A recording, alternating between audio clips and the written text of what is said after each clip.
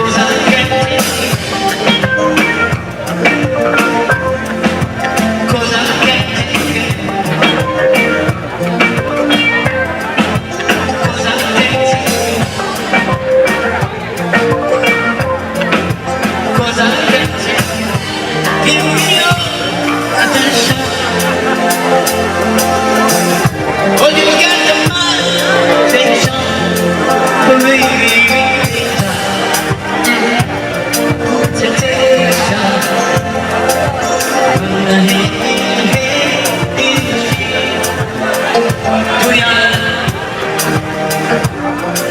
to be one of my fantasy, my only reason.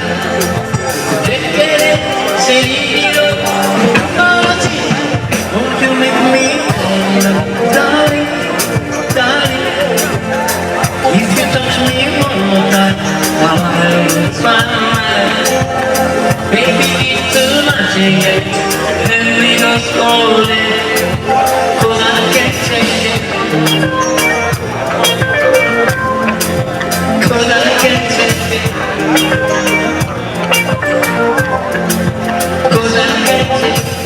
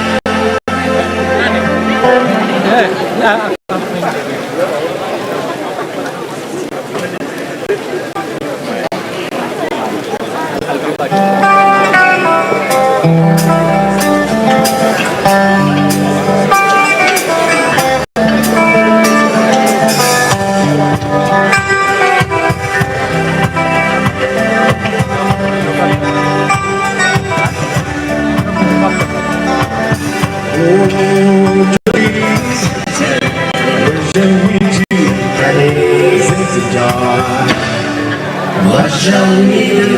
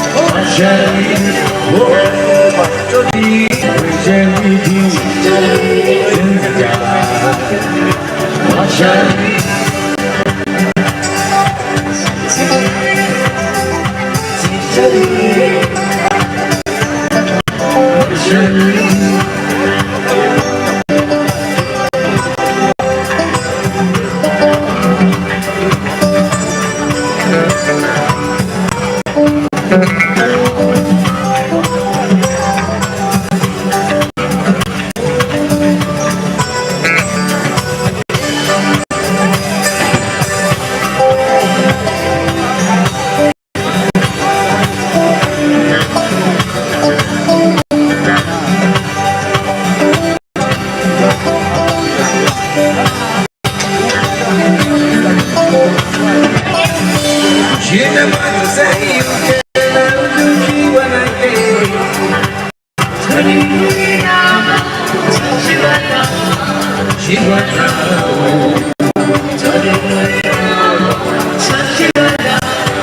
e meu desigual.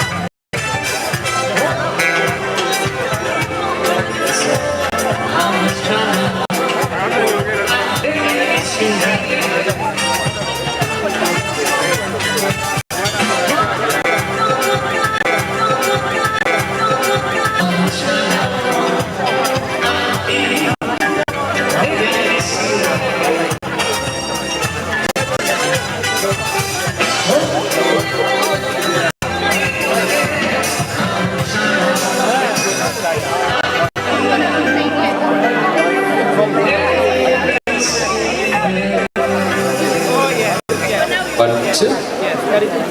Hello.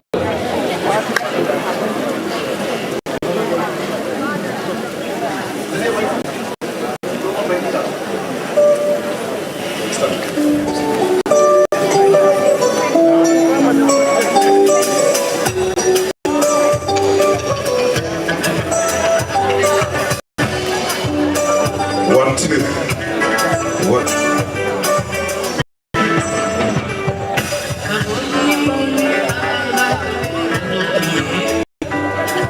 One, two.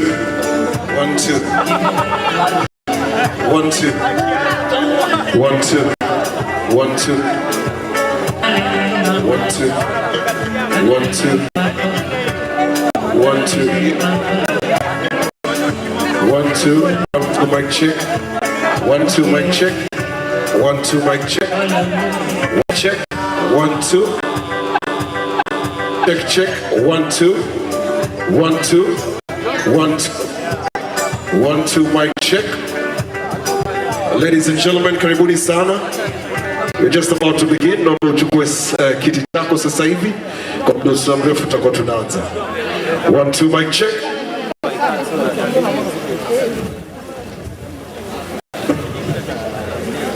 One, two. Tumeleta afya mashine.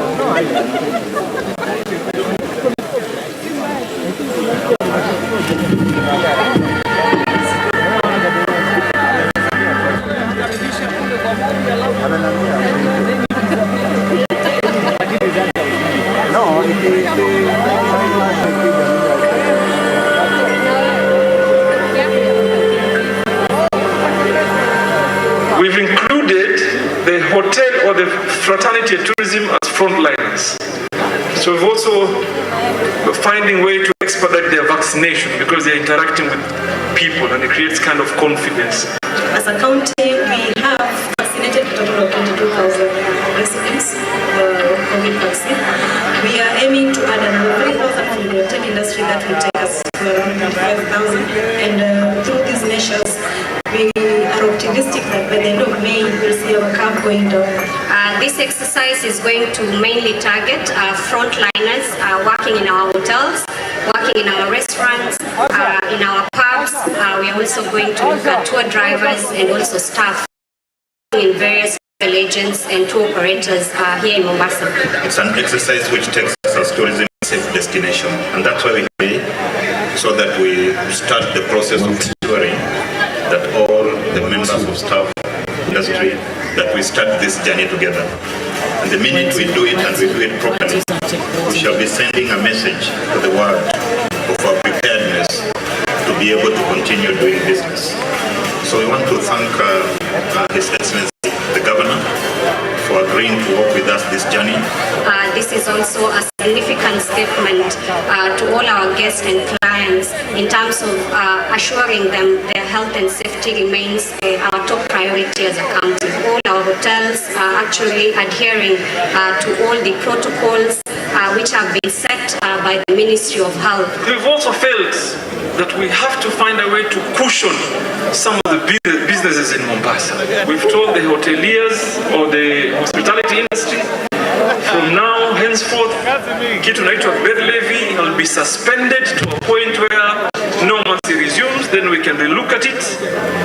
We have decided some of the fees to be waived by 50%, more particularly that depend more on biashara za kiutalii. We also decided to issue an extension SBPs to the very last 10 days of our fiscal year. Those that cannot come and pay fully, waje walipe kidogo kidogo, with a plan that will be regulated through the finance department.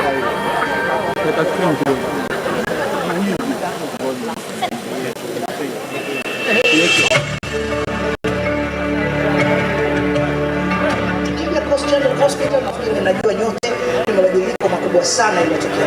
Yote ilibadilishwa. Mwanzo alianza ni mwenyewe His Excellency the Governor alikuja akatoa Joho Foundation, akachukua one ward akaibadilisha. Kisha akaleta marafiki zake wote wakaja wakaangalia hiyo ward. Wote kila mtu akachukua ward by ward na ikaendelea namna hiyo. So ICU imebadilika kabisa. renal unit. Sasa hivi kuna watu ambao zamani tulianza na dialysis viwili vitatu, kabla ya devolution kulikuwa hakuna hata dialysis.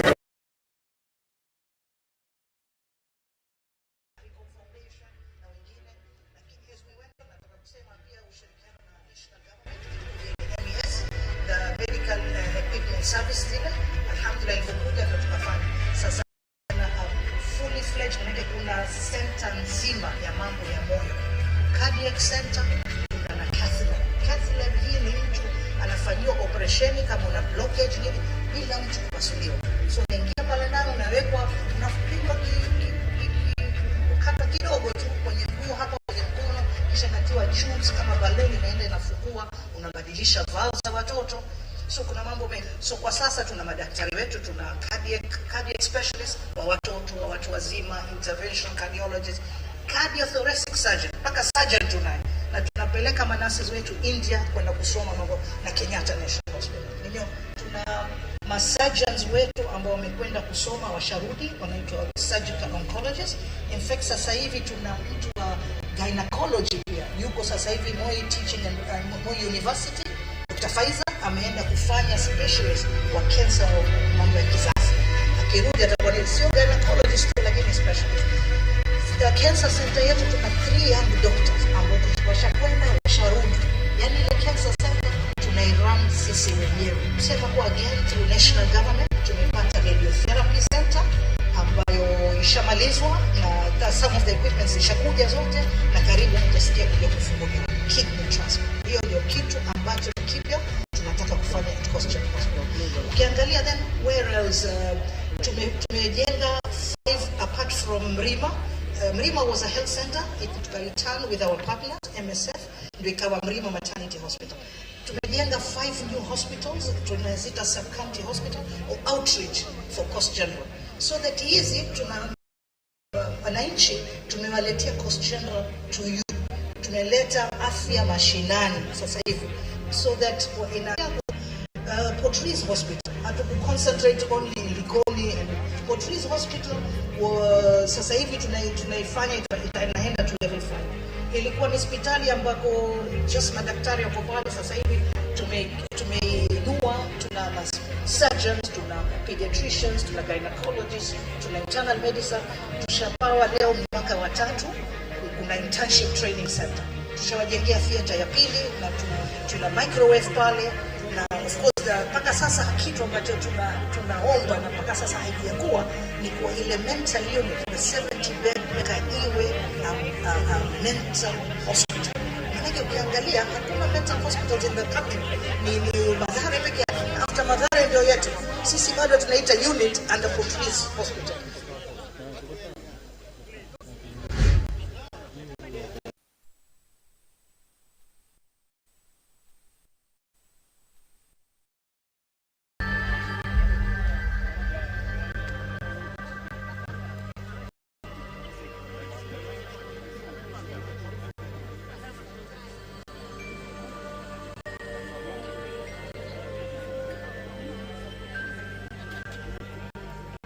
We've included the hotel or the fraternity tourism as frontliners. So we've also finding way to expedite their vaccination because they're interacting with people and it creates kind of confidence. As a county, we have vaccinated a total of 22,000 residents. We are aiming to add another 3,000 for the hotel industry that will take us to around 25,000. And through these measures, we are optimistic. By the end of May, we'll see our count going down. This exercise is going to mainly target frontliners working in our hotels, working in our restaurants, tour drivers, and also staff working in various travel agents and tour operators here in Mombasa. It's an exercise which takes us as tourism players towards being a safe destination. And that's why we have come in big numbers today, so that we start the process of ensuring that all the members of staff in the tourism industry, that we start this journey together. And the minute we do it and we do it properly, we shall be sending a message to the world of our preparedness to be able to continue doing business. So we want to thank His Excellency, the Governor, for agreeing to work with us this journey. This is also a significant statement to all our guests and clients in terms of assuring them their health and safety remains our top priority as a county. All our hotels are actually adhering to all the protocols which have been set by the Ministry of Health. We've also felt that we have to find a way to cushion some of the businesses in Mombasa. We've told the hoteliers or the hospitality industry, from now henceforth, kitu naitwa bed levy will be normalcy resumes, then we can relook at it. We have decided some of the fees to be waived by 50%, more particularly that depend more. We also have decided to issue an extension, SBPs, to the very last 10 days of our fiscal year. Those that cannot come and pay fully, waje walipe kidogo kidogo, with a plan that will be regulated through the finance department.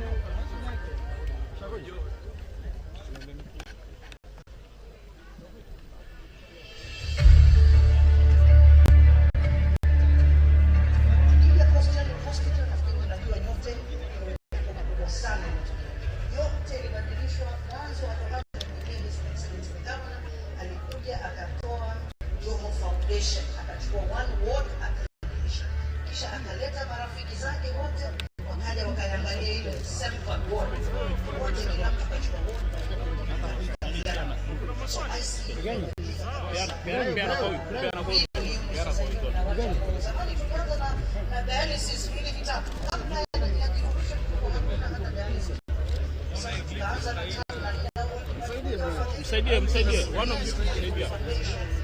Nani boss video post?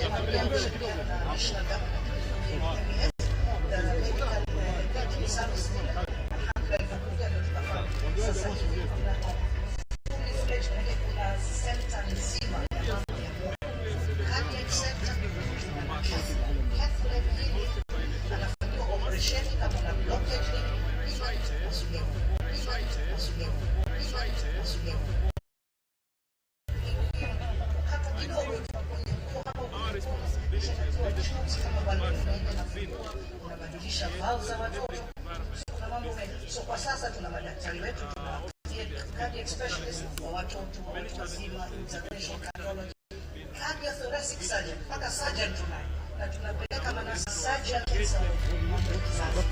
Hiyo atakuwa ni surgeon the cancer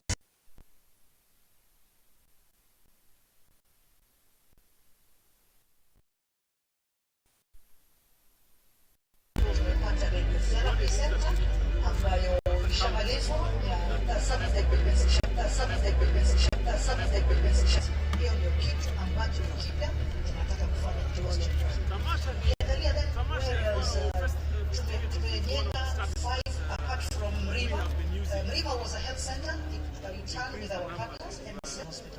Tunajenga 5 hospitals outreach for cost-general. So that easy tunaambia wananchi tunaleta cost-general to you. Tunaleta afya mashinani sasa hivi. So that inakuwa very quickly tunarifaa cases. Lakini wewe unapokea kwa cameraman. Portuguese hospital.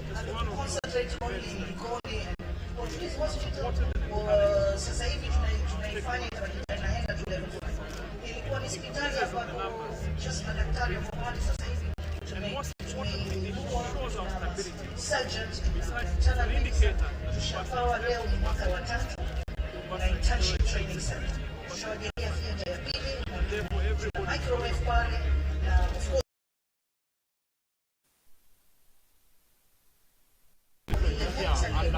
how is it how do you facilitate the relations that other countries make about come up with such a concept?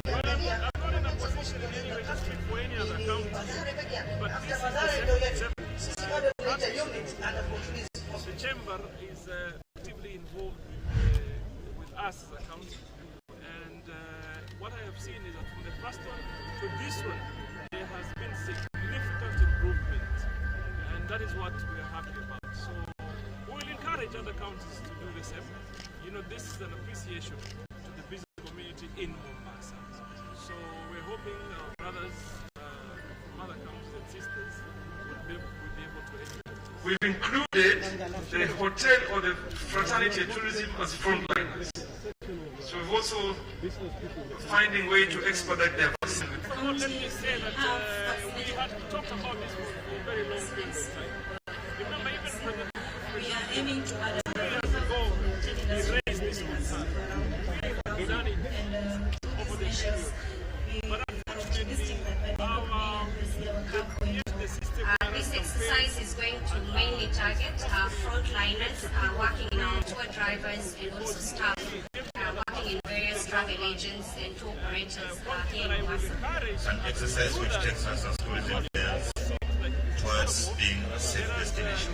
That's why we have come in big numbers today, so that we start the process of ensuring that all the members of staff in the tourist preparedness will be able to continue doing business. So we want to thank His Excellency, the Governor, for agreeing with us this journey.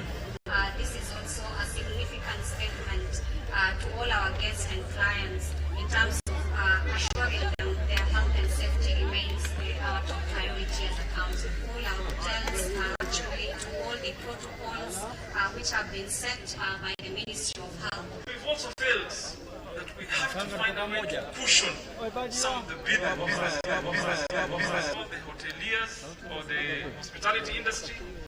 From now, henceforth, kitu naitwa bed levy will be suspended to a point where normalcy resumes, then we can relook at it. We have decided some of the fees to be waived by 50%. More particularly, we have also decided to issue an extension to the very last 10 days of our fiscal year. Those that cannot come and pay fully, wache walipe kidogo kidogo, with a plan that will be through the finance department.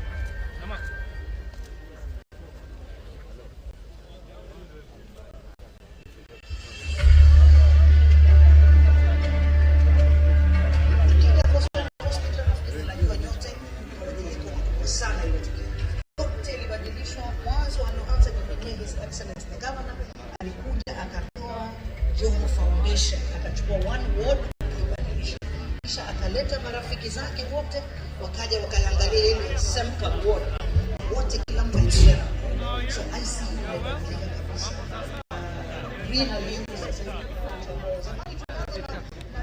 Karibu sana His Excellency the Governor, Mombasa County.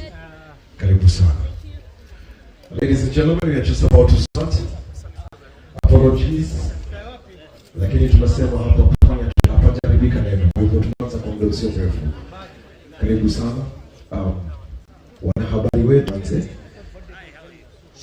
shughuli yetu ya leo. Here in Gala, we take our seats. Wherever we are, we take our seats. Check. 1, 2. We can take our seats. Start.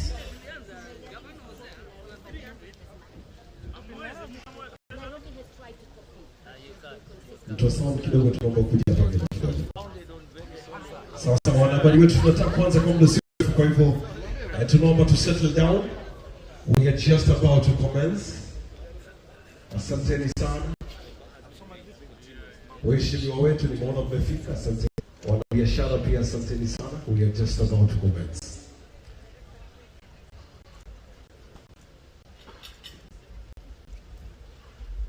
All right.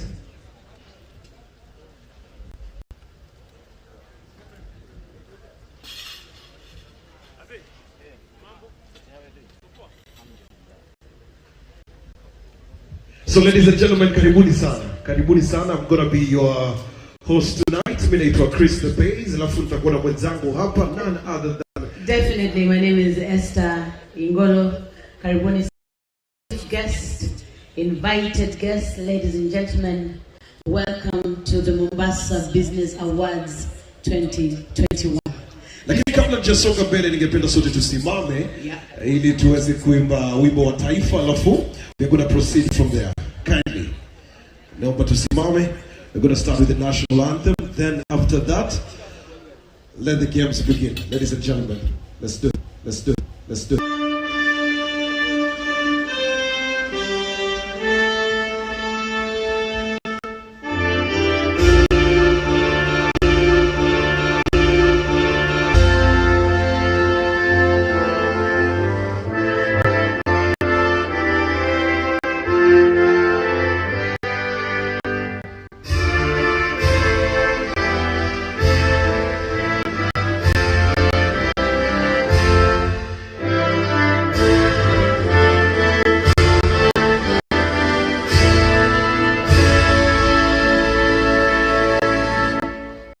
Thank you very much.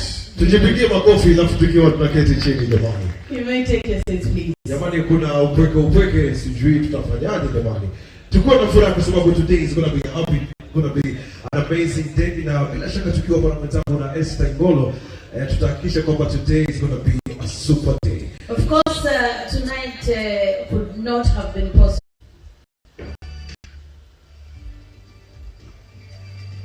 Right?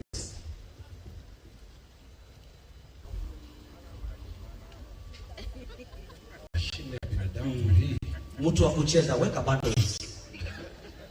Ongeza bundles. Bas. Nice. Thank you.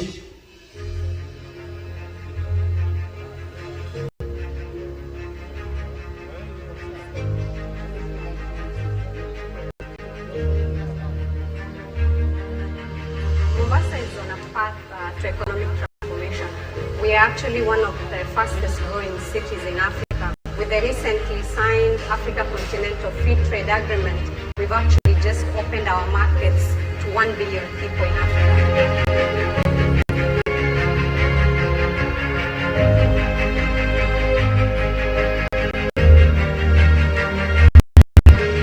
This is an economy that has primarily relied on tourism and logistics sectors as key economic drivers. The county government of Mombasa is in the process of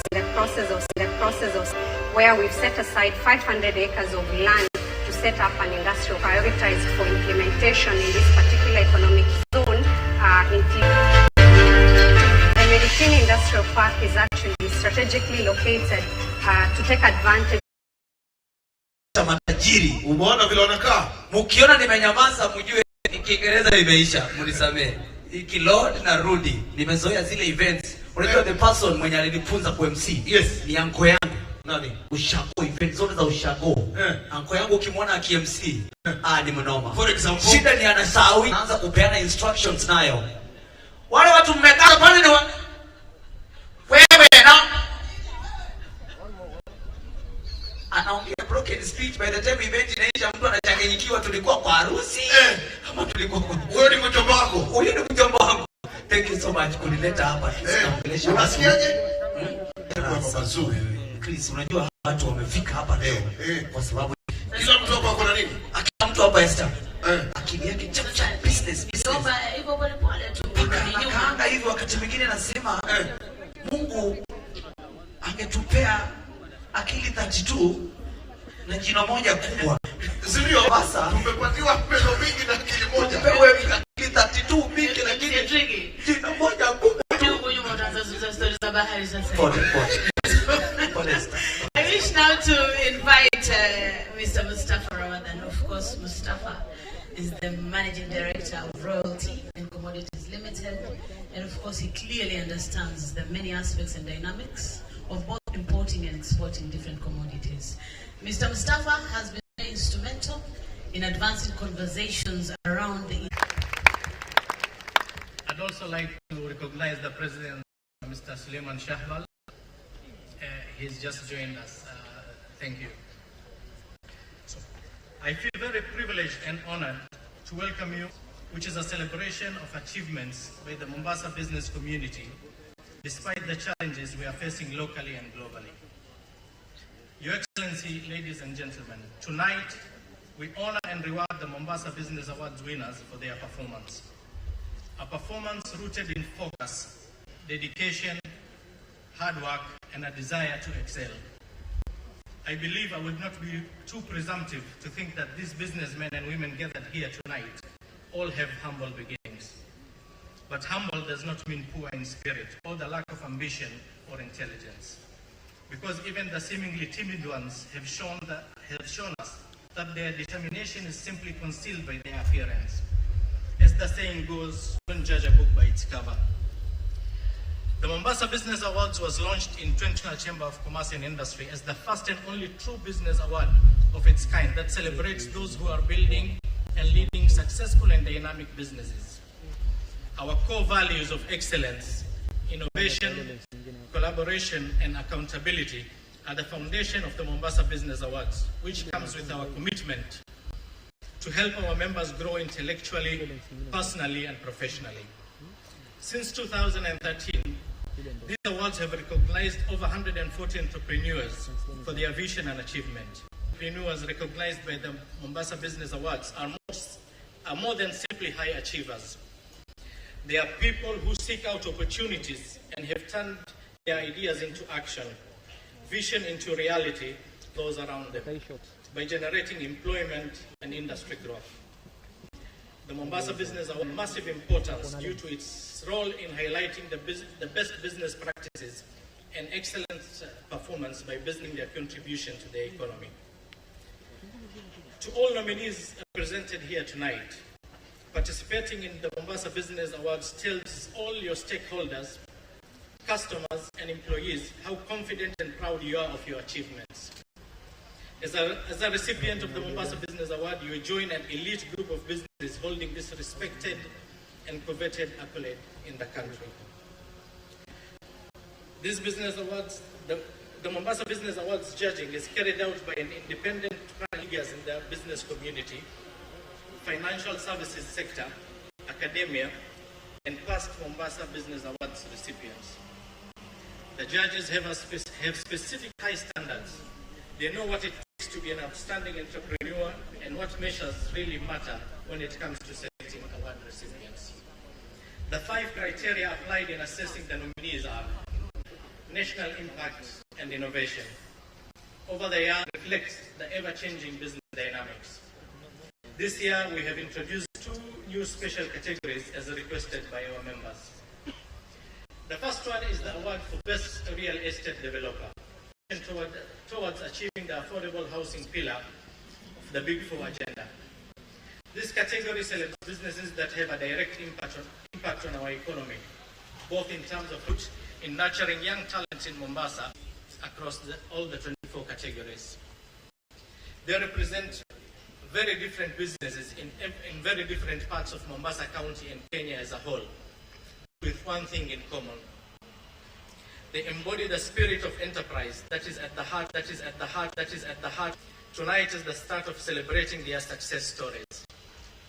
For the last 2 years or so, we have seen a steady flow of difficult economic news and uncertainties in Kenya and around the world. There is no doubt that the entrepreneurial spirit represents build a bright future as we prepare and gear up for election year 2022. We urge local politicians to put Mombasa County first as they carry out their campaign and refrain from creating unnecessary tensions or promotions that would affect the businesses that are slowly recovering from the COVID-19 pandemic. Mombasa belongs to all who live in it. Let us not exclude anyone. Let us not leave anyone behind. Let us make everyone feel a sense of loyalty. Your Excellencies, ladies and gentlemen, as I conclude, I wish to take this opportunity to congratulate all the nominees in the different award categories pursuing business success. I want to remind you that success in life is not for those who run fast, but for those who keep running and always on the move. So keep running. Thank you and enjoy the rest of the evening. Ladies and gentlemen, a round of applause for Mr. Mustafa. Asante sana, thank you very much. You would not have said it any better tonight by just telling us that we are all winners. Talking about the year 2022, I now wish to invite Mr. to give us a few remarks. Honorable Badi Twalib is a sitting member of parliament representing the people of Jomvu in this great country. Okay, thank you. To our chief guest, His Excellency Hassan Ali Joho, Governor of Mombasa County, to my colleague, Mheshimiwa Abdulsomad Sharif Nasir MP Mvita, Mr. Mustafa Ramazan, Chairperson KNCCI Mombasa, former Chairman Nairobi, all protocol observed. It is indeed a great pleasure to an event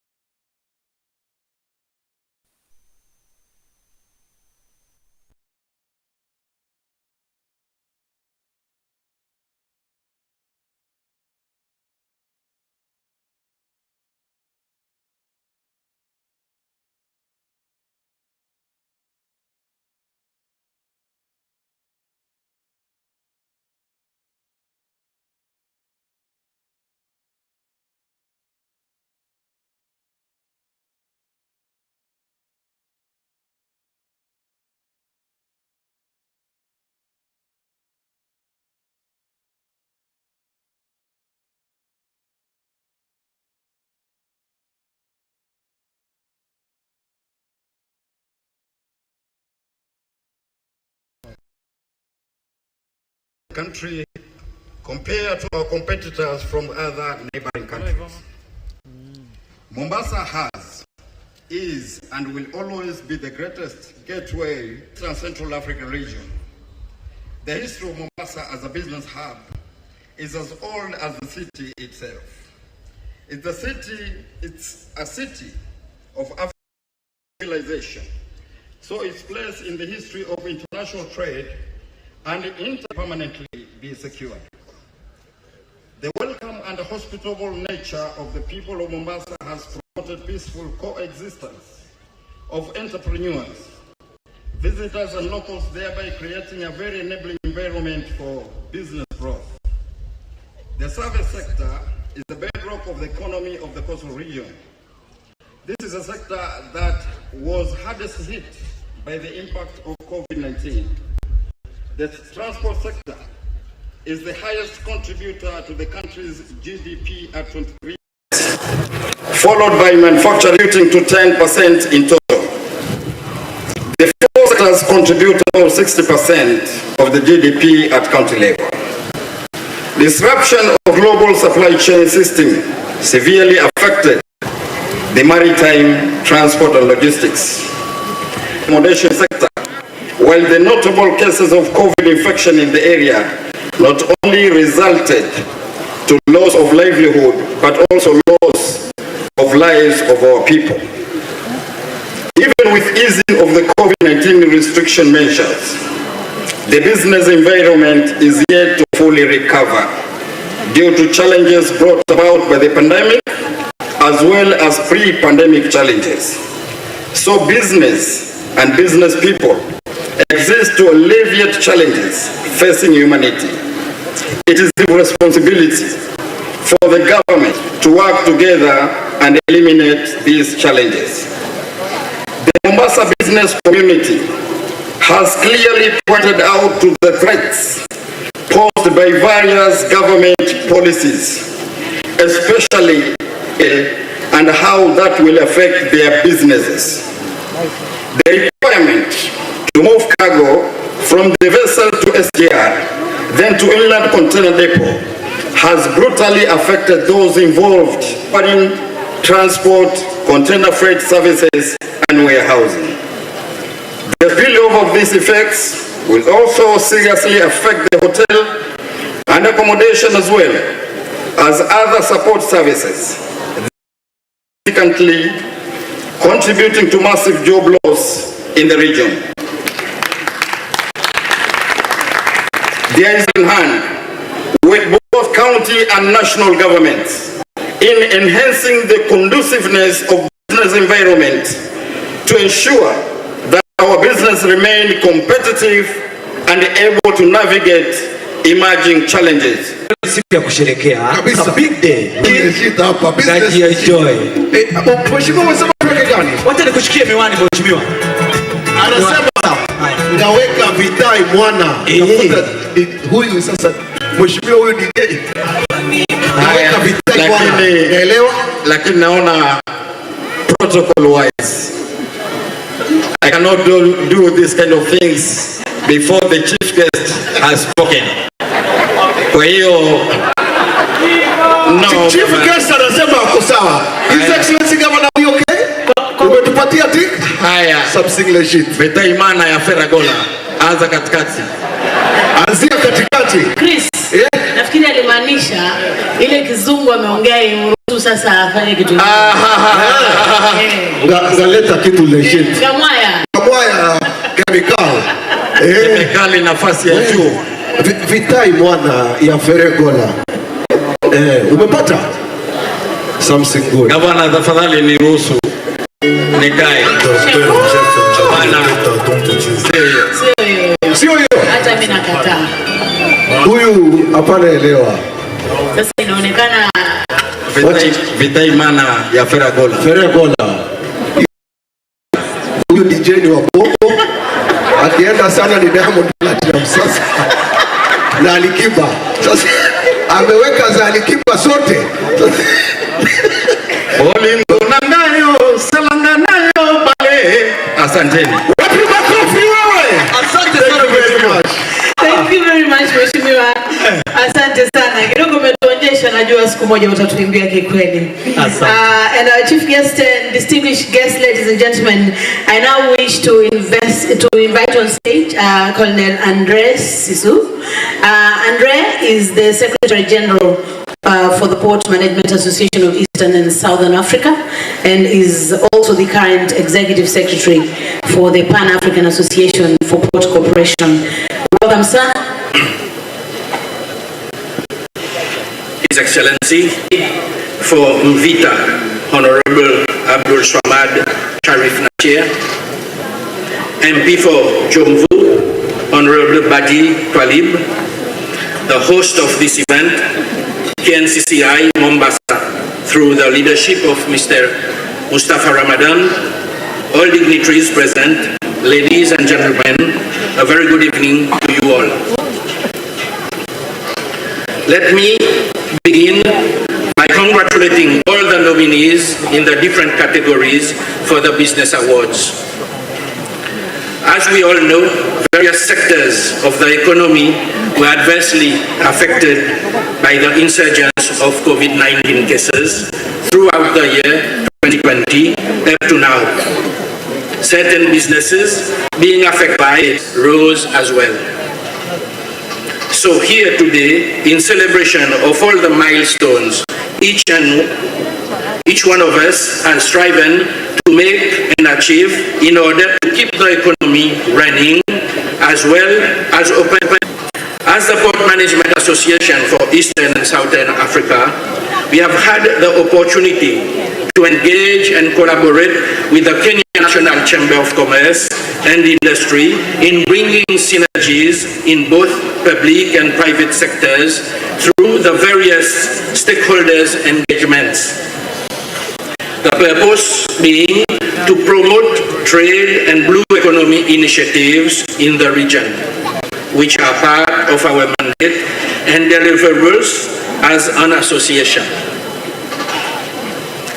Aligning ourselves with the AFC-FTA, which became operational from the 1st of January 2021, PAMESA is also partnering with KNCCI Mombasa chapter in reviving the conversations aimed at the continued development of the African cabotage or South Sea shipping and blue economy to enhance trade advancement or of the social economic development of our continent. Our colleagues from the industry are very well versed, we have heard here, with the many challenges facing the maritime industry at the moment. We also note that various regional economic commissions, national governments and African entrepreneurs supported by African Union 2050 Africa in 50 Africa in 50 Africa in strategy continue to lobby for implementation of new cabotage laws maritime transport industry. However, which must be overcome initially. That includes increasing the capacity and efficiency of the African maritime industry. Touching briefly on the African maritime affairs has revived discussions, so far mainly on the continent, among all participants in the maritime industry. Whilst some see scope for change and developmental opportunities, others still oppose an African continental maritime cabotage regime, and more broadly, an African blue economy, citing the following arguments: low intra-African trade volumes of general cargo or bulk traffic, inadequate port infrastructure, and insufficient numbers of qualified seafarers and captains. Largely an attractive economic and political environment for investors. Opposing legal system, common laws and civil laws. Inefficient financial and political structures. In practical terms, is there enough business to support African flagged ships? What states will participate? Where will the seaport hubs be? Whereas the arguments against a mega project like a Pan-African cabotage regime would seem to be based on sound analysis, its proponents, on the other hand, argue that on the positive side, a continental cabotage regime would provide job creation, improved economic independence, foreign currency rate savings, an additional source of state revenue, and that it would reduce disproportionately high freight costs. With the 5 key thematic areas highlighted in the African Blue Economy Strategy, developed and endorsed in October 2019 by the African Union, Specialized Technical Committee on Agriculture, Rural Development, Water and Environment, which includes shipping, transportation, trade, ports, maritime security, safety and enforcement. All this will be an area of focus in the ongoing and future discussions and deliberations with the aim of unlocking the AFC-FTA potential by rethinking the maritime cabotage and blue economy for improved connectivity. With that said, and given that brief background, I would like to take this opportunity to invite each and every one of you to attend and participate in the jointly planned forum between PAMESA and the KNCCI on African Maritime Cabotage and Blue Economy Conference and exhibitions to be held on the 3rd and 4th of February 2022 here in Mombasa. The event will enable stakeholders from Kenya and other African states to exchange technical views and experience with regards to creating enabling investment into the African maritime cabotage. I thank you and we look forward to having you participate and partnering with us in the said forum. I wish you all a pleasant evening. Thank you very much.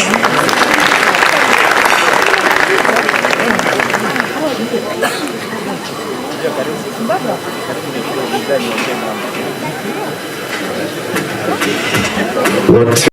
Oh, very good.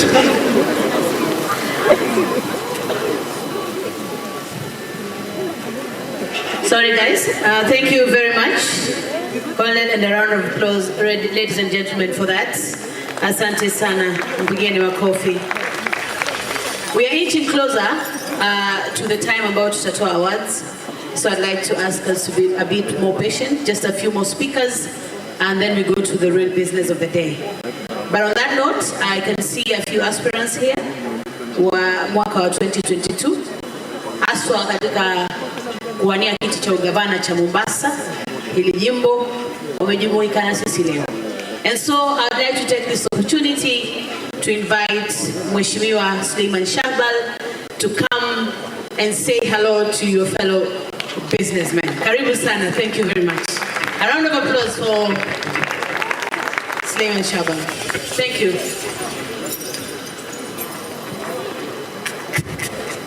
check. Good evening, ladies and gentlemen. Your Excellency, Governor Hassan Ali Joho, Honorable Badi Talib, Honorable Abdul Samad Sharif Nasir, Mr. James Morrell, Madam Rukia, Madam Fatma, ladies and gentlemen, good evening. You know, I have to admit, Mustafa, you know how to throw a party. And this event seems to get better and better every year.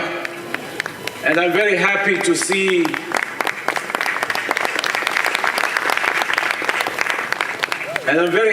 see the entire business community of Mombasa has come out for this celebration.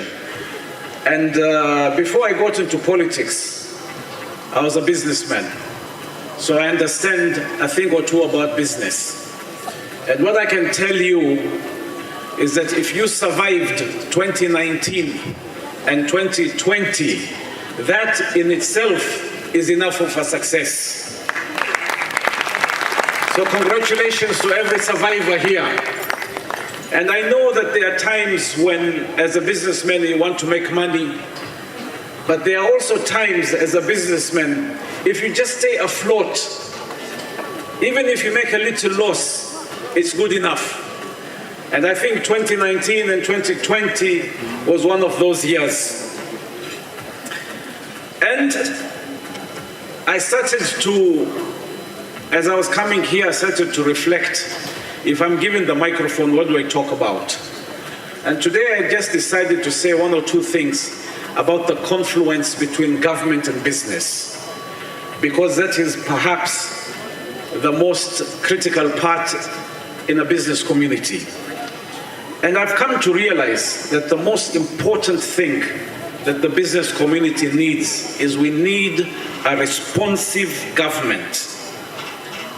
And I'm sitting here and I'm looking at my brother, Governor Hassan Ali Joho, and he's had a difficult time setting up the structures for the county government, the collection models, the systems, the procedures. And I think after he leaves, we're going to be the beneficiaries of the hard work that he has done. But as we move forward, it is important that government becomes responsive to the needs of the business community, because it is the businesses that drive everything else. It is our taxes that decide how this country should move forward and what is available. And I'm surprised sometimes to see politicians giving economic figures, flowery economic figures, without realizing that the reality on the ground is really bad. Okay, and I'm surprised to see some politicians are celebrating the big numbers that KRA has collected over the last few years, and we all know that the business community is suffering badly. So it's time that government started thinking more proactively about not increasing taxes, but how do we reduce these taxes to stimulate our economies?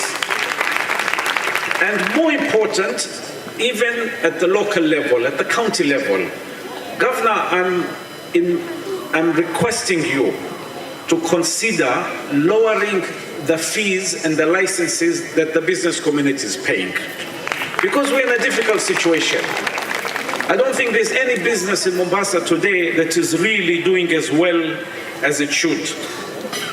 Second, it is important that we start thinking of having an entrepreneurial government, meaning a government that starts to think in a business way. And I congratulate you, Governor, because you started this with the social housing project.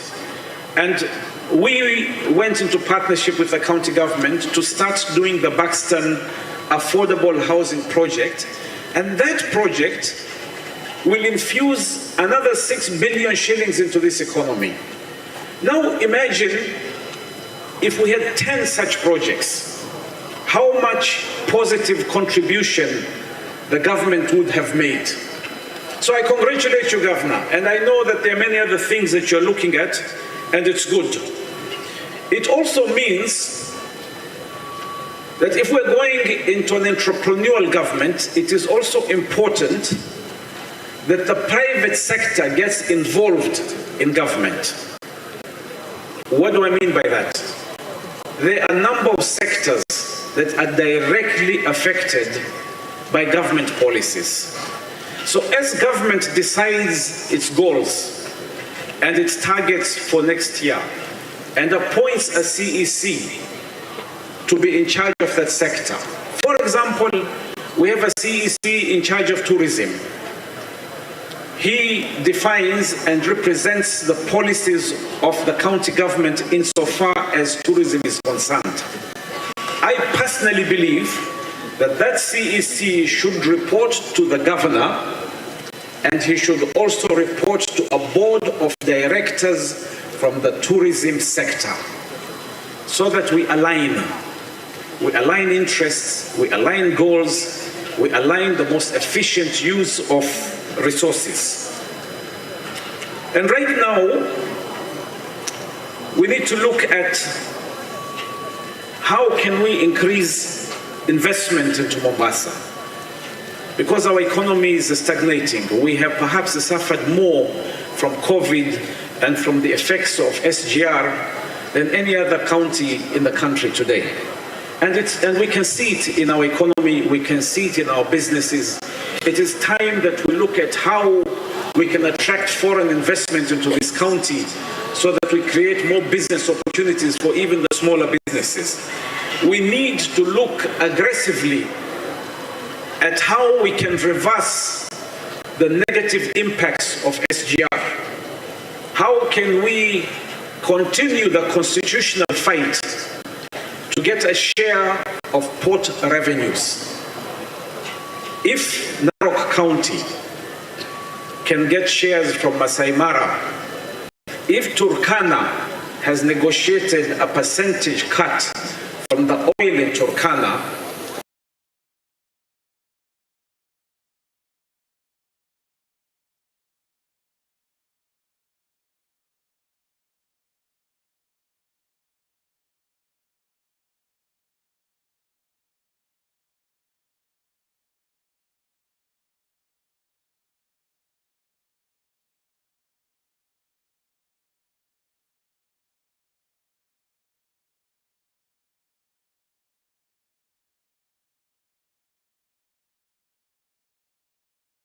is already starting to recover, and I think Mombasa will find its place in the sun again. So I congratulate you, I congratulate everybody here, and I want to repeat where I started. If you survived 2019 and 2020, you are a hero, my friend. Whether you win an award or you don't win an award, you are already a winner. Thank you very much, God bless you, and good luck. Thank you very much, Mheshimiwa. Asante sana. Na that is very important. Kama ulisurvive mwaka 2019 basi wewe ni star. Na pia kuna jamaa ambaye alisurvive. Kuna mtu ambaye alisurvive mwaka huu mgumu. Ladies and gentlemen, introducing to you the next guest ambaye alisurvive mambo magumu, my DJ. Wewe Chris. Ngoja kidogo my DJ. Wacha mchezo bwana. Eh? Alisurvive. Umesikia Kiingereza inavurumishwa hapo wewe. So ladies, umesikia Kiingereza vizuri? Wewe zungumze Kiingereza. Huyo ni businessman, bibi hapo. Businessman. Yeah, ame survive curfew. Nice one. Kiingereza tupu. Yeah. Na sasa nasikia ule next sasa. Ambaye sawa. Acha niachie hapo. Tuiweke? Esther alisema wacha tungoje tuone. Tumkaribishe kwanza. Ladies and gentlemen, DJ tumkaribishe kwanza huyo. Tumkaribishe kwanza alafu tu. Yes, mheshimiwa. Huyo mwingine asiingie. Ladies and gentlemen, nataka tumkaribishe none other than our mbunge wetu pale Mvita, pia anawania kuwa gavana. Kwa hivyo mwaka 2022 itakuwa mwaka mzito sana. Esther, nisaidie tumkaribishe gavana wetu. Karibu sana. Oh my goodness. Are we ready? Alright, now. Karibu. Asanteni. Mambo. You guys are doing well? My late father taught me, and he told me, don't try and speak to people when they're hungry, when they're eating, or they've just eaten. So I'll not bore you with a lot of words, but I will take the opportunity to remind you. As I was driving over here, I received a phone call. And when I received that phone call from a reputable organization asking me to be present on a certain date, and in part, when they sent me an email, they said, we're nominating you because of your input and the impact that you've had on the lives of people in Parliament. And then it dawned on me, and I said, you know, what defines us is not awards. What defines us is nothing else except what we are celebrating here today. And I remember individually and collectively, I have dealt, and I'm just going to talk about this year alone, I have dealt with a number of you. Mustafa and your colleagues will agree with me. We had a sit-in where we started discussing issues to do with how this economy needs to be opened. I remember when we started targeting the SMEs through the MasterCard Foundation and how the Sharif Nasser Foundation partnered with yourself, where hundreds of people were able to benefit, and today they're back on their feet. I recall when I sat with some of your members here, and I had to push motions in the National Assembly to ensure that we do not have discriminate laws and regulations governing the public transport sector, where why is it that the SGR can be able to carry people on full capacity while buses cannot? Why is it airlines can be able to ensure that they push passengers from one point to another while buses and matatus were not able to? And we did this to conclusion. Issues to do with night transport. When some of your own members, the bus owners, approached me, and I'm glad we were able to push through with it. I've had representatives here from the port. I know that Kenya Ports Authority is one of our donors today, and we want to thank you for that.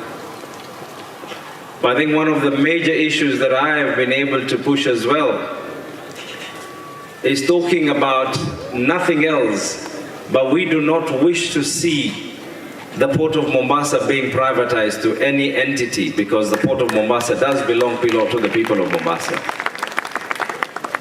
And when we started this conversation,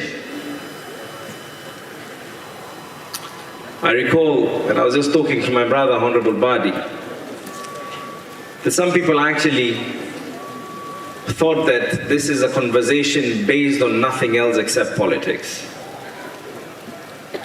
And some actually went ahead and said that no, we should not be talking about the Port of Mombasa belonging to the people of Mombasa. I remember when we started this particular conversation, and I'm going to take you a bit further away from this year alone. There was a time when we started this conversation, I remember being told that you're talking about this because you want the port to belong to Hassan Ali Joho.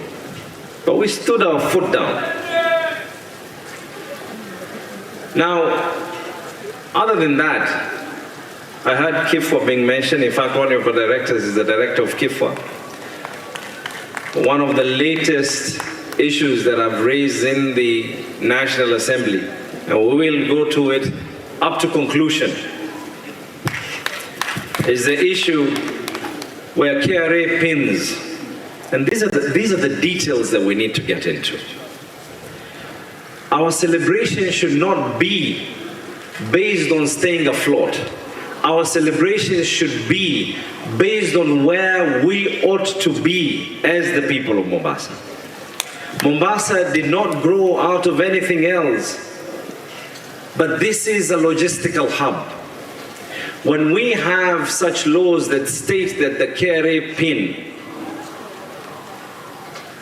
if you have registered a company in Mombasa, then you can be able to collect your cargo here. But if you've registered your PIN in Nairobi, go and collect your cargo in Nairobi. For no other reason, the buck stops with the SGR.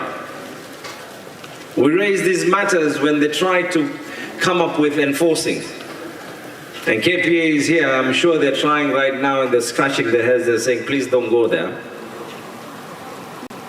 Then, the battle was converted into KRA. And believe me, we will win that battle as well. Because this is nothing else except the survival of our people. And this is the reason why, as I was driving through, and when I received that call, what defines us is not awards. What defines us is the things that we do that remain etched in the lives of every one of us. Your character is not built on the small things. Your character is not built on the large things that you rarely do. Your character is built on the small things that you constantly do. And that is what has been able to define myself and the people of the great city of Mombasa. When we have been able to not only come up with ways, but means to ensure that we put Mombasa to be where it should deserve. I've been very, very close friends. As a matter of fact, I've not just been friends, I've been brothers with His Excellency Hassan Ali Joho. We've known each other way before politics. But I've held him to account. There are times when the National Assembly has been able to summon various departments, when my views were that Mamangina Drive and the Jomo Kenyatta Public Beach had to be opened, and eventually they were opened. But this is what defines us, who we are. And there's a reason why. Facts and figures don't lie. When you're talking about the gross county product of Mombasa, which stands at about 206 million. Now listen to these figures. At 206 million, manufacturing takes about 32 million, which is about 16%. Construction takes about 20,765,000, which is at about 10%. Another 10% is from the home.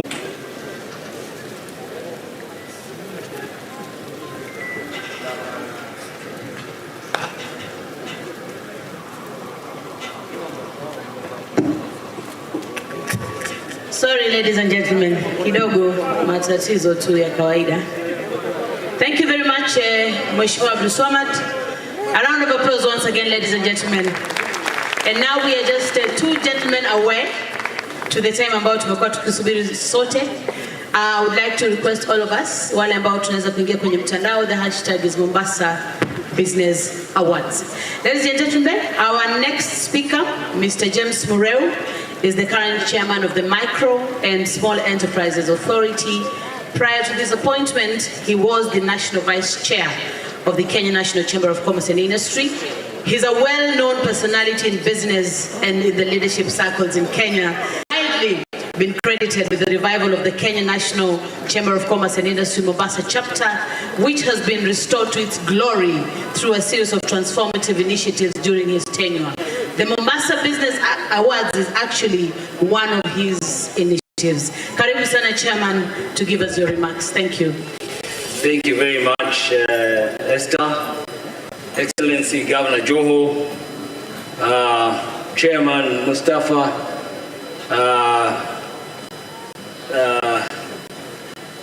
Suleiman Shahbal, Abdul Swamad. Kumbe hapa mnachoma macho kweli kweli, eh?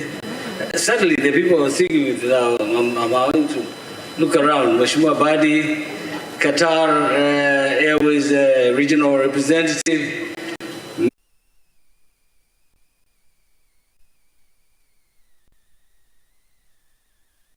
And lower to those who are taking over the reins from Governor Joho, you have a lot of work because it's easy to get to the top.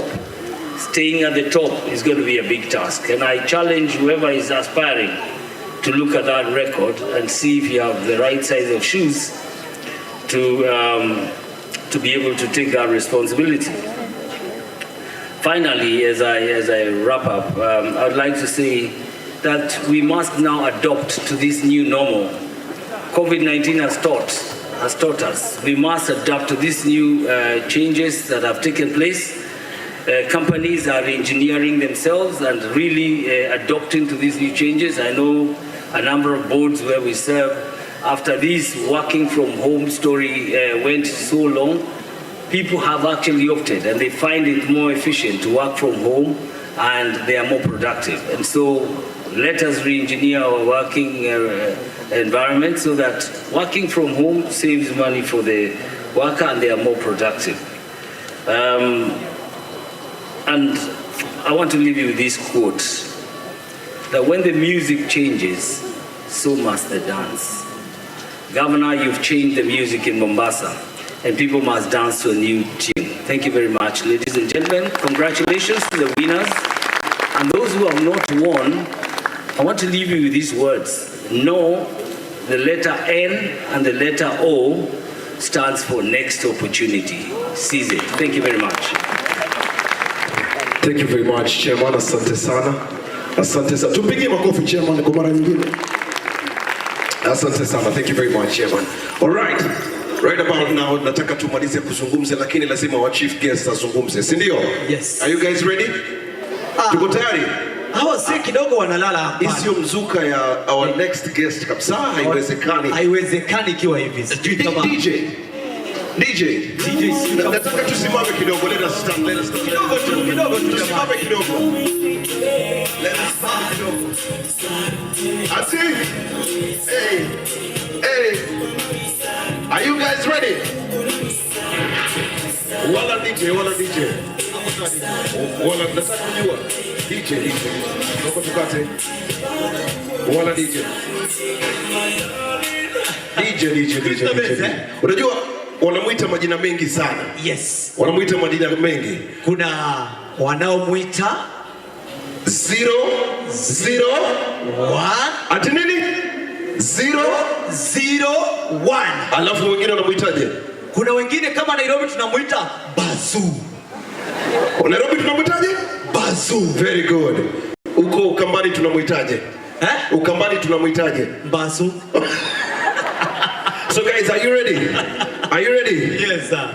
Tiki nataka uende ulete Bazu. Leo nikuje kama running mate wake. Kuja kama running mate. Why. Kuja kama running mate. DJ weka. Ladies and gentlemen, introducing our chief guest, His Excellency Governor Hassan Ali Joho. Welcome, sir. Welcome. Karibu sana. Thank you very much, sir. Karibu. Thank you very much. Well, DJ. Ladies and gentlemen, you may take your seats now. Wewe Tricky na Chris, nitauliza kwa nini mliweka muziki nikija?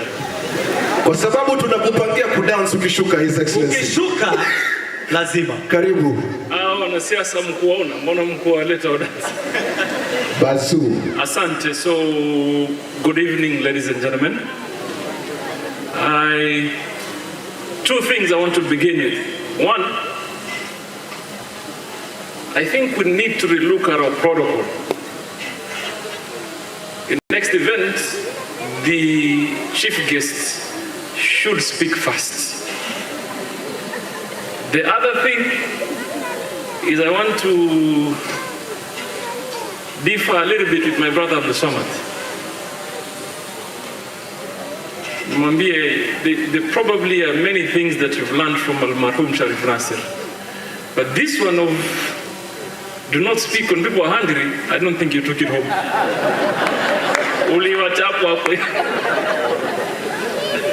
So, first of all, let me begin by congratulating the Chamber of Commerce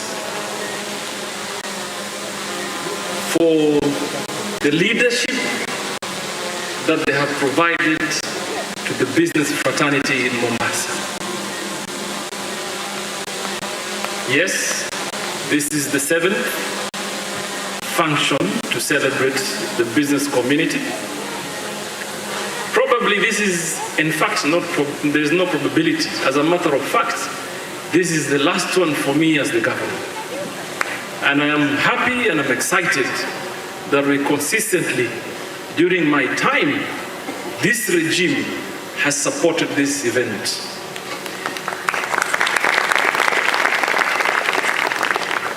There's obviously very many reasons as to why we did that. Very many reasons. One is that we get to interact. We get to listen to the views of the business people. And for us as government, like it has been rightly said, our responsibility is to be responsive to the demands and the needs of the people. All along, what we've been saying is that we want to create an enabling environment for you to do business. Government has a very simple role. Government is a facilitator. And that is why I'm happy to say that, and I can challenge anyone, those that are here and those that are not. There is no county that can beat Mombasa. We've completely killed the human interaction between us and the business community. Everything you want to apply for or access to, you either do it on your phone or at the comfort of your office on a desktop or a laptop. That, for me, is a huge legacy.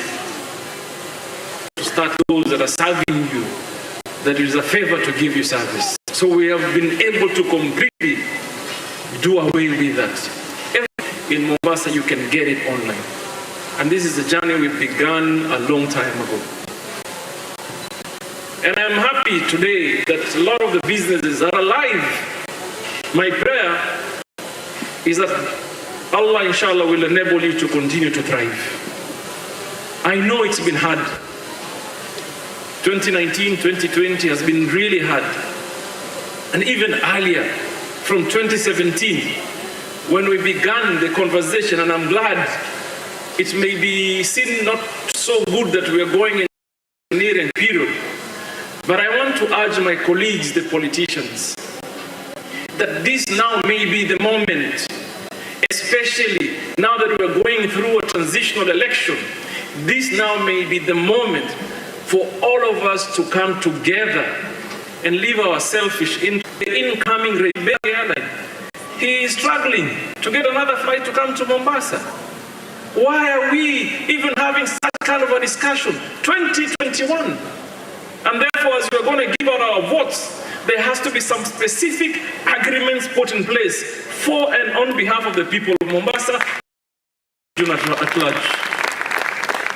And for me, this is a very serious business. I probably was the first one to look. Many people made a lot of unnecessary noise. That was giving a coffee, my friend. So, only if we stood together at the point, the moment of need, then we can all succeed. I know leadership is not easy, and I understand. When you are criticized, sometimes it is because you are in leadership. But let's be truthful about what we want to do, what we want to say, what we believe in. I and Albert Badi here, when we welcome to the handshake here in Mombasa, I told Uhuru first some sentiments the first time we met. I told him, Your Excellency, leo nimeona GSU iko nyuma yangu. Nikasema, are we back to where we were? And then later on, ikatupita and showed us the way to the function. But our last encounter, we sneaked in with Buddy, using Buddy's wife's car, and we were met by a whole contingent of... But where we are today, because it is electioneering year, I'm telling you, my brothers, that those that are running for seats differ on many things. But please, let us agree that we have done many things. And I was launching some road yesterday that we're doing in partnership with Trademark East Africa, that we got some funding from British High Commissioner. And I made a joke, probably in other projects that we shall do, we shall factor in some funding to buy some people miwani, ndio waone kama kazi inafanyika. Really? Because some people have their Mombasa here, we've invested heavily on our health infrastructure. Mombasa is the only county today that continues to do open heart surgeries in our public hospital. Mombasa here is the only county that has now been seeing over the period referral from private hospitals to public hospitals. Our cardiac center in Mombasa, and I'll tell you why I'm saying this here, because I believe it is relevant. Our cath lab, or our cardiac center here in Mombasa, is equipped to the level that it can be compared to only one more center in the entire continent of Africa. Hakuna kama hiyo. Now, in our public hospital, we're doing kidney transplant. Let me tell you why it is relevant for all of us today. As we build other infrastructure to support our businesses, we also support the health infrastructure so our people, our workforce, our manpower would stay healthy and access easily world-class. So, Buddy has spoken on the roads infrastructure. What these MPs didn't tell you is that after the handshake, we made our own demands. We asked for a meeting with Uhuru Kenyatta, went to State House, negotiated on the roads that we want. Kibarani, there's going to be bypass, Mombasa West, Mombasa North. There's going to be dualing of this Mombasa Malindi road, like the Thika highway that we have already concluded. Designs have been done. We are only disagreeing because we feel that they should factor in public transport like BRT. That is going to happen. And just many others. Even the bridge at Likoni, we've negotiated. And that's when we shifted. We're saying we're at a point now we don't need to speak at each other. Let us speak with one another. Because that way we'll make a difference and have a huge impact. So as we sit here today, I want to really appreciate each one of you. Seme asanteni sana for coming out in such big numbers.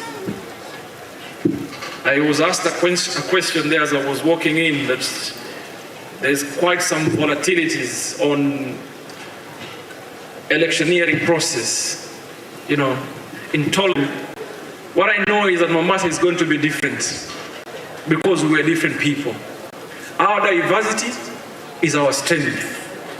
We believe in one another.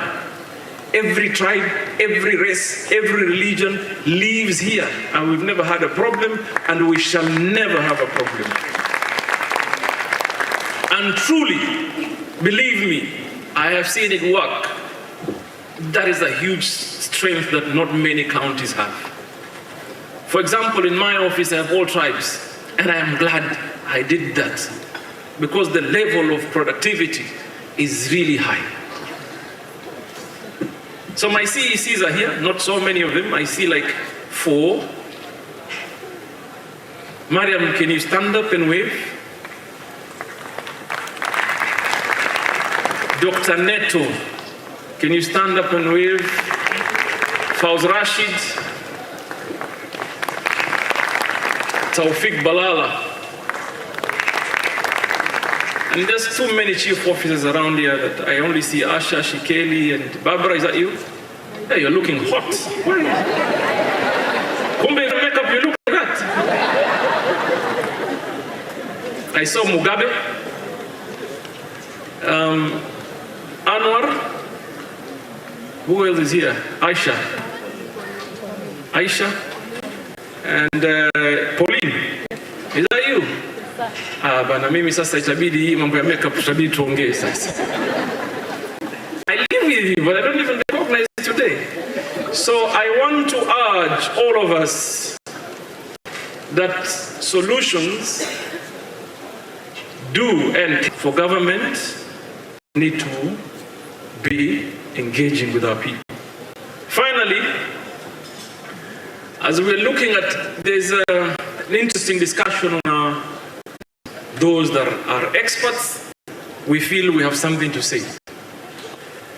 But I just want to urge all of us and those that are pursuing leadership, economic models, principle number one, you must understand the needs of the people. I believe strongly that there are a lot of issues that can be resolved that do not require monetary or money. There are serious policy issues that needs to be looked into. And if they are sorted out, then our economy shall grow. Tuko pamoja? Kuna mambo tu ya policy.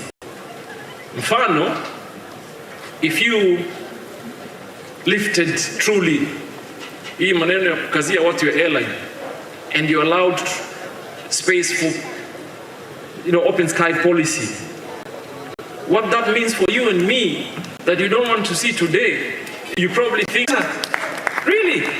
I mean, you just create incentives. And many other issues, countries that have succeeded in the world for businesses to grow. And I looked at Dubai, for example. You tell me who in Dubai as a citizen was given money by government. They're only given some incentives, fundamentals for issues that affect all of us. God bless you. Thank you very much, Your Excellency. Thank you. His Excellency, usishuke bwana. Na ulikuwa umetoka haraka. Sijui kama uko tayari.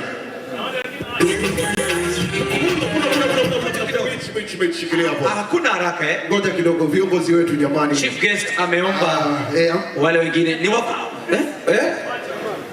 Itawalemea. Binti, are we ready? Tuko tayari? Chief guest, kiatu tu. Hii kiatu ni rent yangu ya miaka 3 Nairobi. Binti, are we ready? Are we ready? Let's go. He's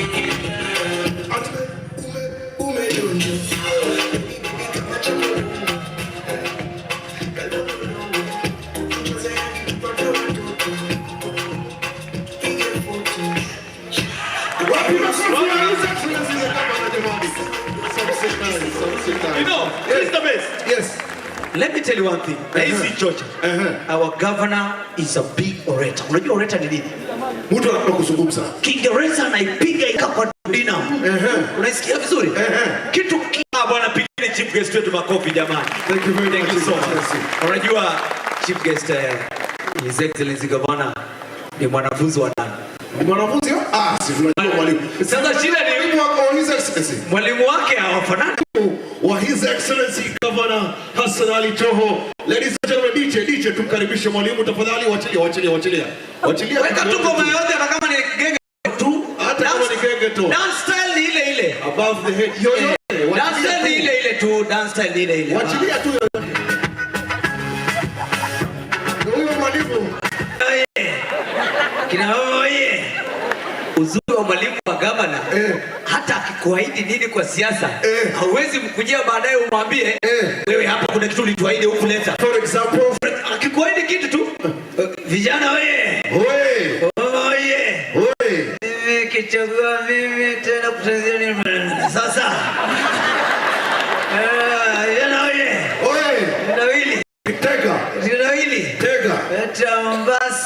ukimchagua mimi nitaenda tikizia sasa utarudi kuitisha baba nini?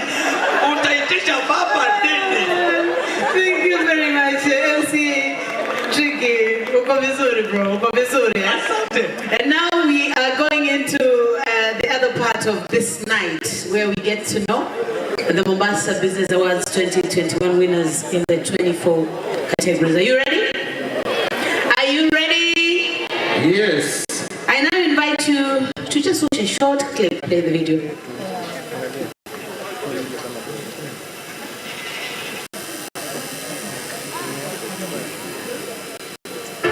They will treble in population over the next generation. People must be at the center of this change, especially the young people. It is imperative to give them the tools to participate productively, and we must create a policy and physical environment to facilitate well by way of young people in our cities. I'm so proud and happy, ready and confident to face the world, no matter what challenges may come along. Thank you very much.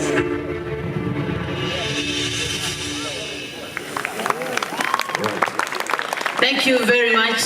That was a video, of course, of one of the newly introduced categories in the Mombasa Business Awards 2021. And of course, it comes on the backdrop of today being the International Day for Persons with Disability. Thank you very much. At this point, I now want to call upon Mr. James Morrell to help us present the first 3 awards. Mr. Morrell will be presenting the following awards: the award for the best small business, the award for the most promising startup company. Mr. Morrell, kindly, you can just walk up the stage. And then, of course, the award for the most innovative startup. Ladies and gentlemen, tutaharakisha kwa sababu najua tunahitaji kutia ndani. Kwa hivyo tutaharakisha. Chairman, karibu sana. Thank you, sir. Thank you, sir. Ladies and gentlemen, tutakuwa tunasaidiana hapa. We're going to start with the award for the best small business. Chairman, confirm kwamba haujui, wewe tu una mic. 1 2. All right. Wamezima taa. Oh, sorry, wamezima mic. Check. Okay, Chris, then you can probably just, we can share the We're getting an extra microphone. Just all right, thank you. All right, ladies and gentlemen, apologies for that. Remember that this is the award for the best small business. I can confirm I'm the one who's opened this envelope. And we roll the drums. Roll the drums. Roll the drums. The category we are looking at is the winner award for the best small business. And the winner is John Stack Supplies and Enterprises. Let's put our hands together. Tafadhali. Naomba ukitajwa unakuja hapa tafadhali ili we save on time. Muda hauturuhusu. The winner is please number is there a representative? Please John Stack Supplies and Enterprise. Wow. Let's put our hands together for them. Tafadhali. Naomba mpigie makofi kwa sababu pia wakati wako utapigiwa makofi. Very good. As we prepare and wait for that, kindly the team prepare the award for the most promising startup company. It's okay. Oh, sorry. Karibu mama. Thank you, Sijini Kusaidia the one. Very good.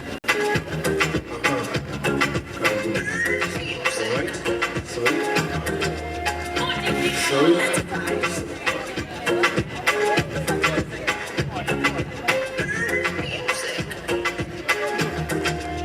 Wapiga picha tu.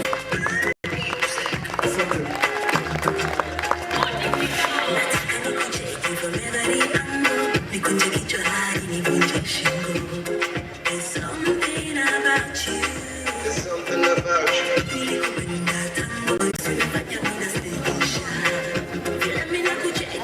award is? This award is for most innovative tech startup. Wow. Innovative tech startup. COVID-19 taught us things. Drum rolls. Drum.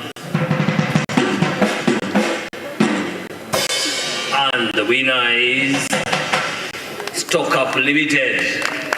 Put our hands together for Stock Up Limited, ladies and gentlemen. Thank you very much.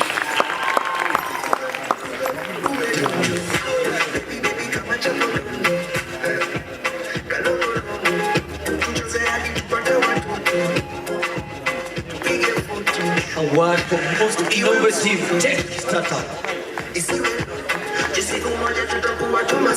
Karibu sana, pigeni makofi.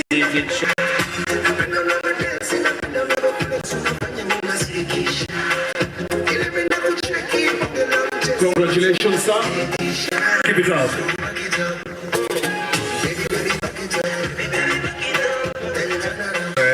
Kenyan business in general and Mombasa business in particular. But now Mombasa is a shining star in Eastern Africa business. And I'm really honored to be here. And award for the most preferred training institution. Drum rolls. And it goes to University of Nairobi Mombasa campus. Wapi makofi, ladies and gentlemen. Asante sana. Naomba tuje tuchukue zawadi basi.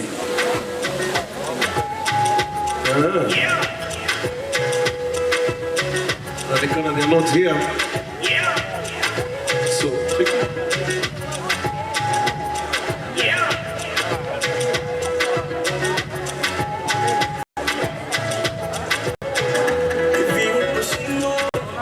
If they are not here, I request one of our directors to come and receive it on their behalf. Dominic. Thank you. Thank you.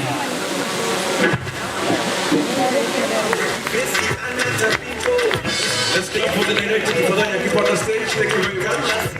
Asante.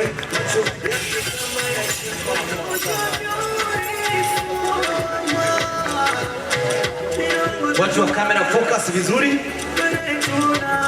Itokee kama amepigwa picha ya kuwin tender. Bas.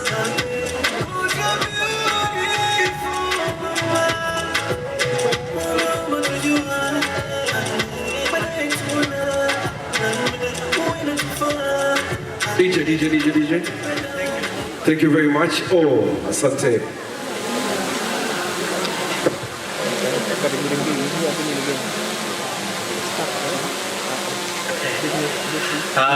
For this next award, again, I have another guest. We have the Deputy Head of Mission at the Colombian Embassy, Madam Claudia. Please join me on stage. Thank you. Welcome.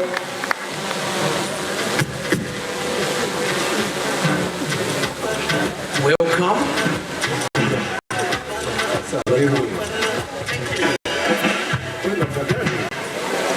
Thank you, Mustafa, Governor, all this wonderful business community. I'm so happy and proud to be here celebrating with you the spirit of the entrepreneurs, the companies. Thank you so much. Congratulations to all. Social media. Premier Hospital. Kujeni basi, congratulations. Waliosherehekea ni wengi, wanaokuja wawili. Basi haraka. Thank you so much. Thank you very much. Hawa ni madaktari hawa. Premier Hospital. Wow. Lakini hapo naona watchman bado. Mnamuona? Tumtaje? Lazima akuje security. Takuonyesha yeye akishuka. Angalia walking style tu. Hawezi kuwa unatembea hivi na unadungana sindano. Atunaendea wali hivi na unadungana sindano. It has never happened. Doctors, you will see them. Okay, nitajie daktari akishuka. Kama venye wametense, sasa wataanza kubadilisha walking style. Shukeni, if you are a doctor, we'll know you. Congratulations. Okay. Madaktari na watchman anataka kuongoza.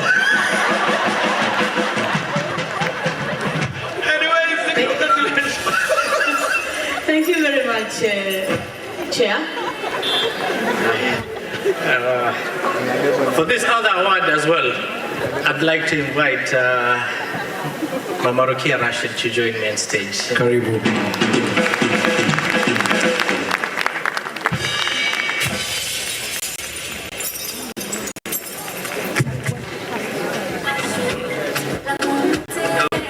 This one. Very good. Very nice. Something. Jamani tumpigie makofi apate nguvu ya kwenda. Karibu sana mama.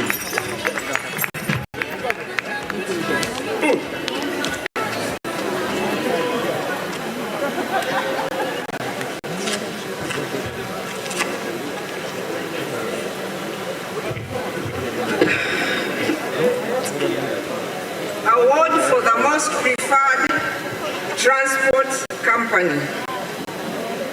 Sidoman Investment and Transport Company. Congratulations.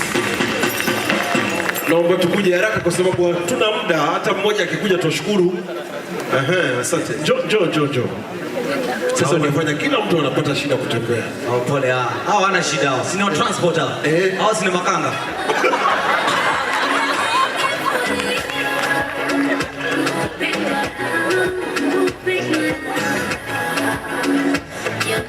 Karibuni sana the winners. Asante sana. Very good.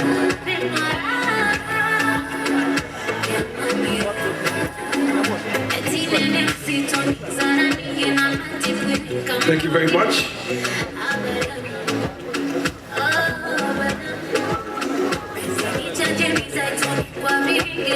Ladies and gentlemen, nataka mjue kwamba karibu tunamalizia. Kwa hivyo msichoke, bear with us kidogo tu, you're close to the end.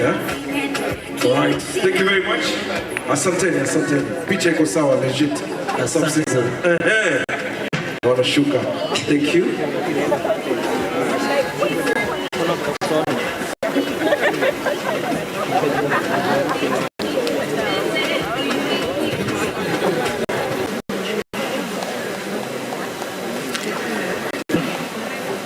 This award is yours. Thank you. Award for the best car dealer in Mombasa. And if you've won this award, unipatie gari ya Morrell ya campaign. Kushi Motors Limited. Wapi kelele ya Kushi Motors Limited? Drums to the roll. Wow. DJ. Best car dealers. Hawa Mombasa Business Awards 2021. Wacha tuone the best car dealers. Mimi najua tu mahindi. Angalia yetu hii. Angalia, nilikwambia. Hii naoni yetu hii. Tuende hii ya mahindi. Congratulations guys. Asante.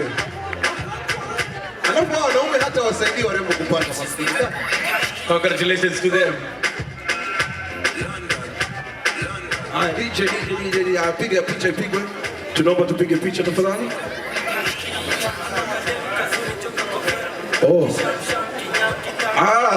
Very good. Atinani vile?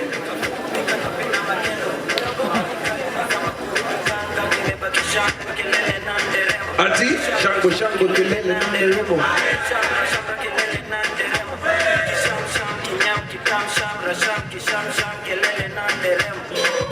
Very much. Thank you very much. Asanteni sana. Triki analazimisha mpatieni kazi huyu kijana. Nipeni kazi tusiake mahindi bwana. Patieko kazi bwana. Ugali. Wakistagi. Congratulations. Asante. Thank you very much guys. The winner for award for the best real estate developer. Fair Deal Properties. Wow. Hawa sasa ni wana Fair Deal Properties. Naomba kama tupo tupande haraka, kama tupo tutasonga mbele. Fair Deal Properties. Tricky, take the award for Fair Deal. wanakuja ndio wale. Fairview Properties. Oh, ndio wale. We, mudatiri wewe usiki la Fairview kabisa. Oh.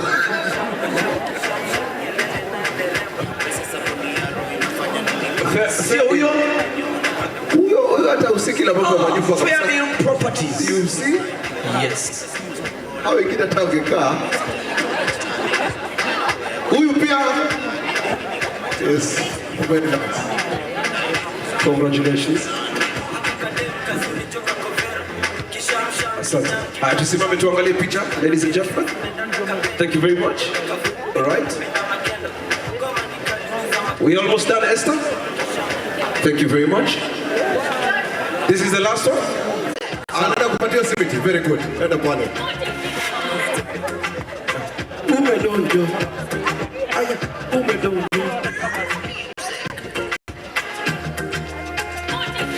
Picha ipigwe.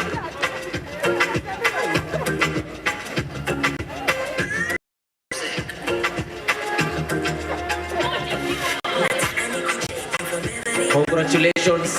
Thank you very much. Naomba tumpe kesi yake tafadhali. Kesi. Oh. Very good. Wanasema lete ukitaka. All right. Kindly, as we wait to present this award, Dominic Morrell from Polycon Services, kindly come on stage. You will give the vote of thanks after His Excellency is done. So, I don't know how to announce this because I was not given an envelope. And just given this written Department of Transport, Infrastructure and Public Works. Whoa. So when I asked Mustafa, what is the reason behind this? He says, for your innovative idea of introducing happy hour sio hiyo tunafikiria. Na sio kinywaji. Huyu si ndio anafikiria hivyo? Nashindwa. Happy hour. Jamani, hakuna department hata moja. Ndio huyo. Wapi makofi? Very good. Thank you very much, sir. Karibuni. Juzi nimemwona huyu akinua mtu. Wacheni kuogopa bana, tujeni. Alafu ungeke Yerusalema tukiendeleanga. Yerusalema tukiendeleanga. Yerusalema. Hauna. Ngoja kidogo huyo hapo. Ngoja mkubwa pande. Asante. Yerusalema kuja. Hey. Ladies and gentlemen, Mombasa Business Awards 2021. Yerusalema. Wewe.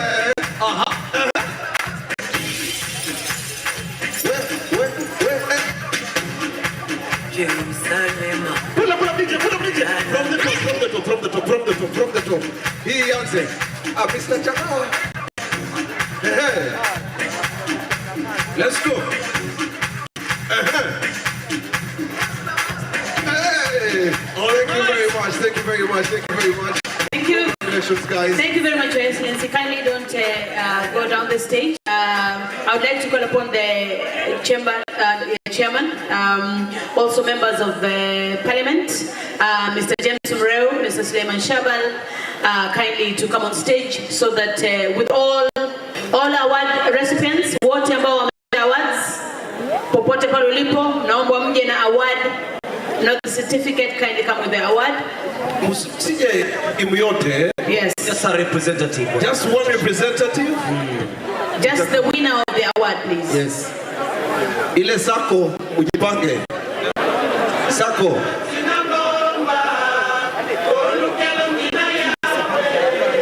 Kindly kidogo tuharakishe. Wewe jamaa wa Mani pia unaweza sema kwa hiyo picha uko sawa. Manchester Huyo mtu wa Mani anaweza sema pia hapo tu. Thank you very much. Karibuni sana washindi wetu wa leo. Kindly, if you don't have an award, we'll appreciate if you stay back. Naomba. tafadhali. Sio kila mtu. Sio kila mtu. Next year bado iko. Yes. Yes. Alafu ile ya CEO ndo huyu kabisa msonge CEO thank you so much. CEO Mombasa Cement. Ni rafiki yangu mkubwa sana. Ladies and gentlemen, wapi makofi ya Mombasa Business Award 2020. Ladies and gentlemen. Congratulations, Oliver, congratulations. Haya pia mnaweza dance kidogo hata kama just tingika left right. Yes.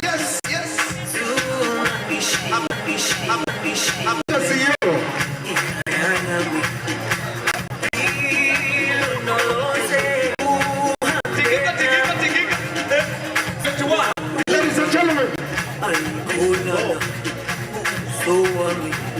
Ladies and gentlemen, this is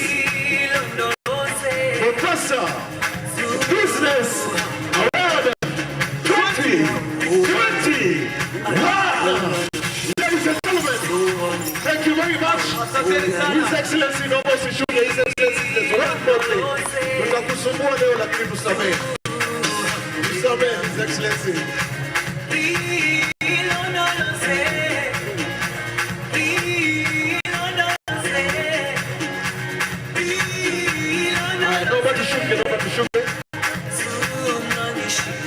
DJ, can you just put the music kidogo tuendelee, please? All right.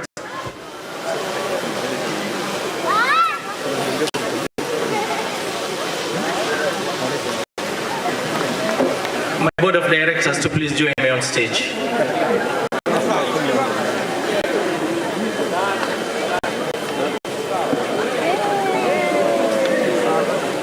Kindly the board of directors, naomba tukue na mbio kidogo.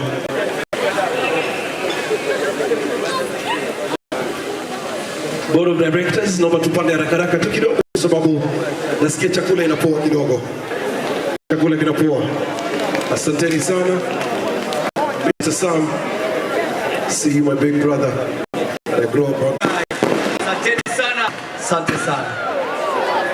Thank you very much. I want to take this opportunity wewe watu wa nini sasa, wacha tuachie mtoto sasa. Wewe unani leo? Anapiga bado. Thank you so much. You're doing a good job.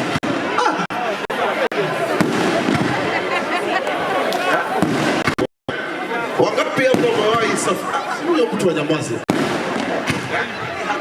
Wangapi wamewahi safari na Qatar Airways? Mkono juu kama. Wacheni go. Wapi nuru wewe? That's it. Kama unafurahi just keeps getting better. kama unafurahi hiyo kitu, jua bado uko na utoto.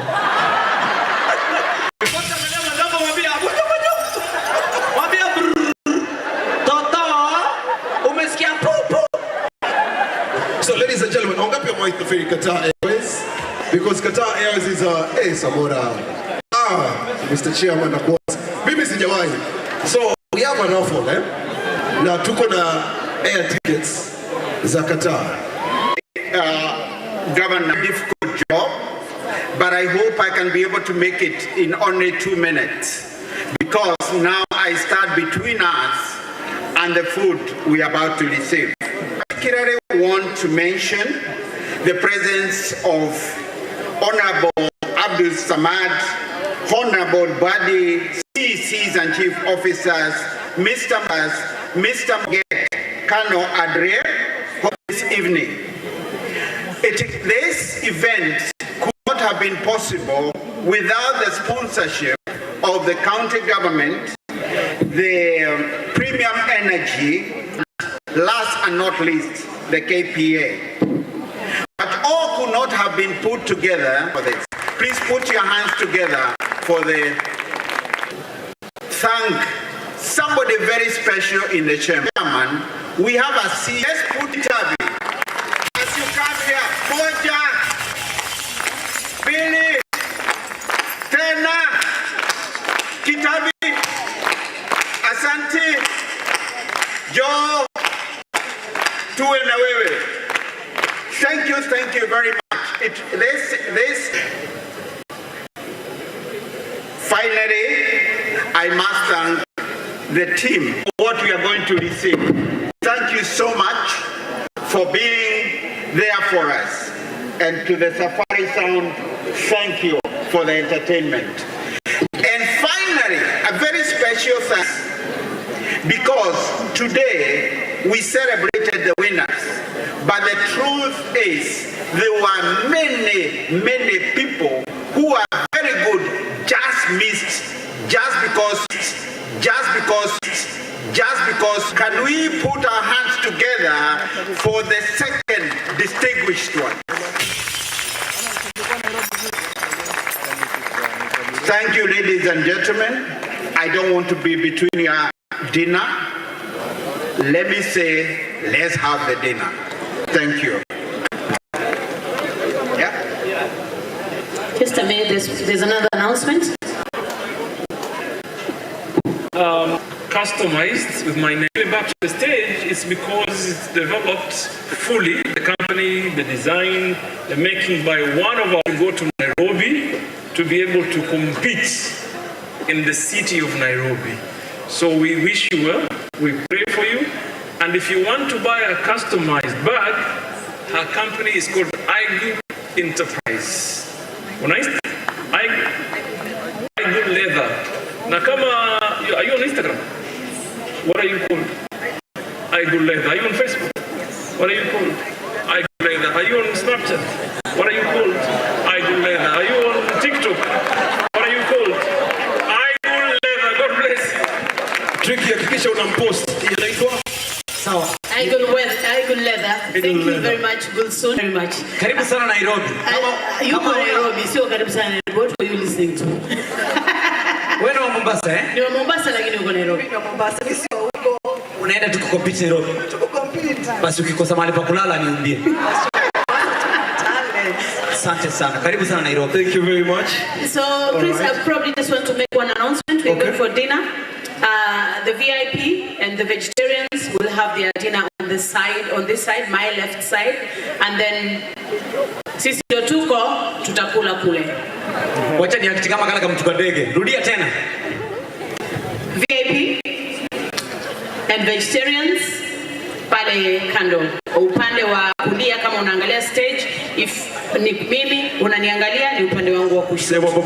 And then on the right side, everybody else has their dinner on that side. Thank you very much. Esther anasema everybody else. VIP pale. Watu yangu. Tenti ya nyumba. But dinner all day. Yes, and remember we still have the ticket. So I hope you win. Tumeambiwa sisi hatuwezi shinda. It's okay. But the dinner